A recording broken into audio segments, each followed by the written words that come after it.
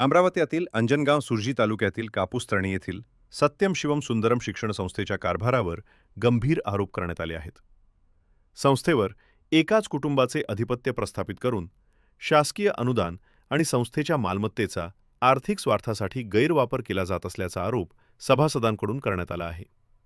संस्थेमार्फत चालवण्यात येणाऱ्या खाजगी नामवंत शेती संजीवन विद्यामंदिर या शाळेत सन 2017 मध्ये केवळ एकच शिक्षक पद रिक्त असताना बनावट कागदपत्रांच्या आधारे 2 पदे रिक्त दाखवून भरती प्रक्रिया राबवल्याचा आरोप आहे।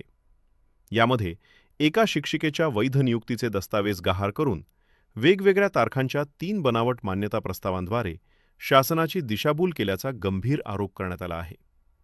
या प्रकरणात शिक्षणाधिकारी कार्यालयाशी संगनमत, बनावट स्वाक्षऱ्या, मागील तारखेचे आदेश आणि शासकीय निधीचा अपहार झाल्याचा दावा तक्रारदारांनी केला आहे।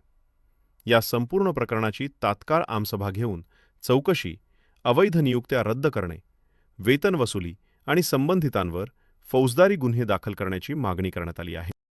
मी अण्णागस्त शिक्षिका कुमारी मनीषा दादाराव जांभळे, माझ्यावर जो काही मला स्वर्गीय नारायणरावजी शेंडे संजीवन विद्यामंदिर इथे मला रुजू करून घेण्यात आले होते आणि माझा 3 वर्षाचा शिक्षण सेवकाचा कालावधी सुद्धा पूर्ण झालेला होता।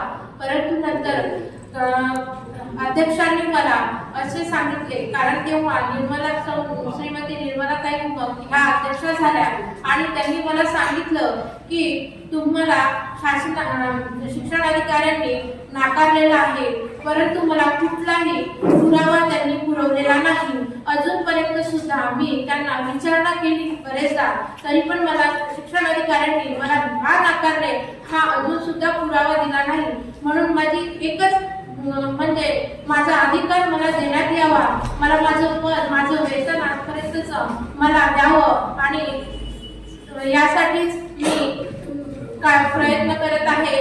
यासाठी मला